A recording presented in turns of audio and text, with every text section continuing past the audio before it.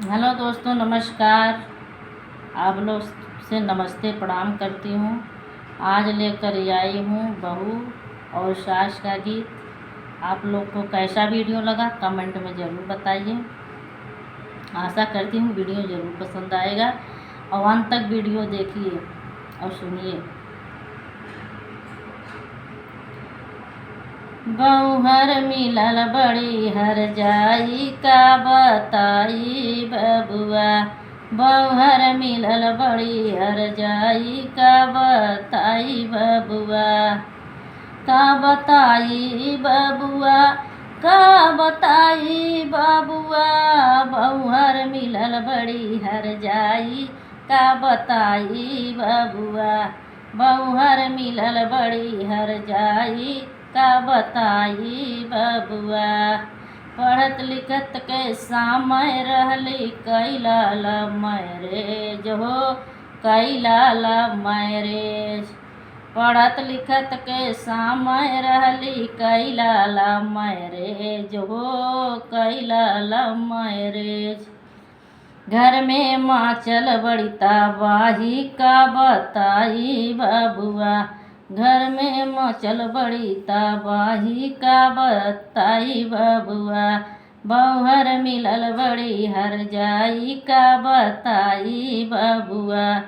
का बताई बबुआ, का बताई बबुआ। बहुहर मिलल बड़ी हर जाई का बताई बबुआ। का रह गईला अपनी नौकरी छोड़ के हमरे बकरी हो, छोड़ के हमरे बकरी। का रह गईला अपनी नौकरी छोड़ के हमरे बकरी हो, छोड़ के हमरे बकरी। संगवा हमरे नाही सपरी का बताई बबुआ। संगवा हमरे नाही सपरी का बताई बबुआ। बहुहर मिलल बड़ी हर जाई का बताई बबुआ। बहुहर मिलल बड़ी हर जाई का बताई बबुआ। सुबह सुबह चाय मांगे सासू पे आर्डर चलावई हो, सासू पे आर्डर चलावई। सुबह सुबह चाय मांगई सासू पे आर्डर चलावई हो, सासू पे आर्डर चलावई। सुबह सुबह चाय मांगई सासू पे आर्डर चलावई हो, सासू पे आर्डर चलावई। घर में दिहलई सभे नचाई का बताई बबुआ। घर में दिहलई सभे नचाई का बताई बबुआ। बहुहर मिलल बड़ी हर जाई का बताई बबुआ। बहुहर मिलल बड़ी हर जाई का बताई बबुआ। का बताई बबुआ, का बताई बबुआ। बहुहर मिलल बड़ी हर जाई का बताई बबुआ।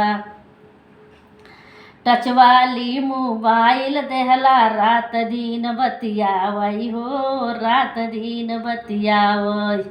टच वाली मोबाइल देहला रात दिन बतियावई हो, रात दिन बतियावई। मनवा दिहला का बढ़ाई का बताई बबुआ। मनवा दिहला खूब बढ़ाई का बताई बबुआ।